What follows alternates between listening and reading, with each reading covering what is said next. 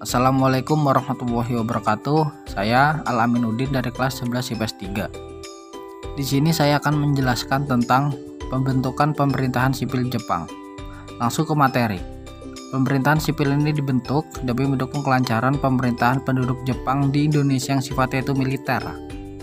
Kemudian pada Agustus 1942, pemerintahan militer ini berusaha meningkatkan sistem pemerintahan dengan mengeluarkan Undang-Undang Dasar Nomor 27 tentang Pemerintahan Daerah yang dimantapkan atau didukung oleh Undang-Undang Dasar Nomor 28 tentang Pemerintahan Shu serta Tokobetsushi. Kemudian dengan adanya undang-undang tersebut, pemerintahan ini juga akan dilengkapi dengan pemerintahan sipil. Kemudian di sini merujuk Undang-Undang Dasar Nomor 28, Jepang ini membagi wilayah pemerintahan daerah menjadi beberapa tingkat.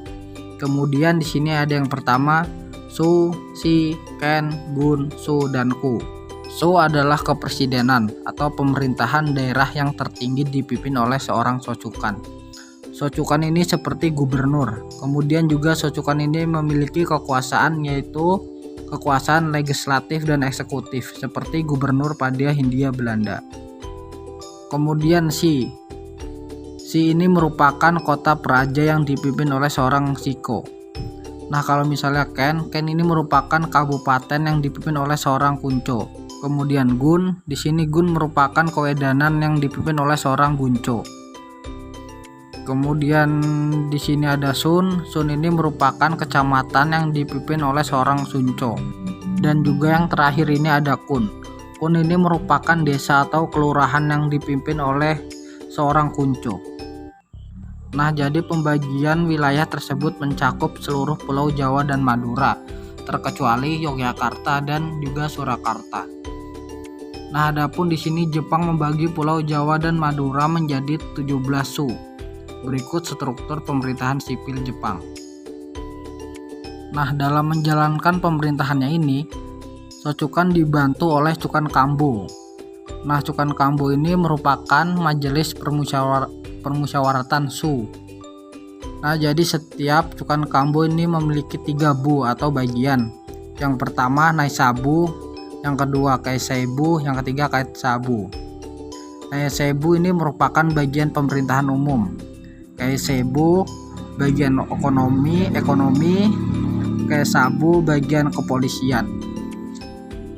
Kemudian di sini dilihat pemerintahan penduduk Jepang.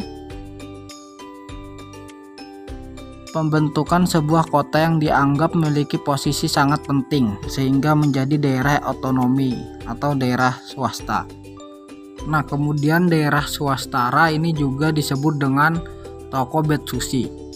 Nah, Tokobetsushi ini merupakan kota istimewa yang posisi dengan kewenangannya ini seperti yang berada langsung di bawah pengawasan Gunsaikan. Misalnya di sini ada kota Batavia sebagai kota Batavia Tokobetsushi di bawah pimpinan Tokobetsuko.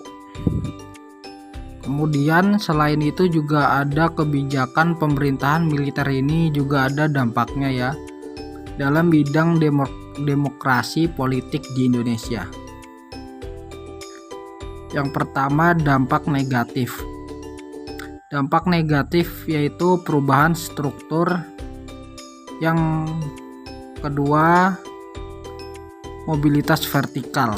Maksud perubahan struktur itu terjadi perubahan struktur ke pemerintahan sipil ke pemerintahan militer.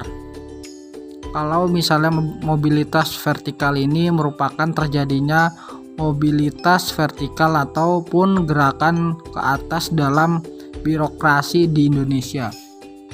Kemudian dampak positifnya ini di Indonesia dapat mengetahui bagaimana cara mengatur pemerintahan yang baik. Nah, jadi Indonesia ini mendapatkan pengetahuan cara mengatur pemerintahan yang baik dikarenakan diberi kesempatan oleh Jepang.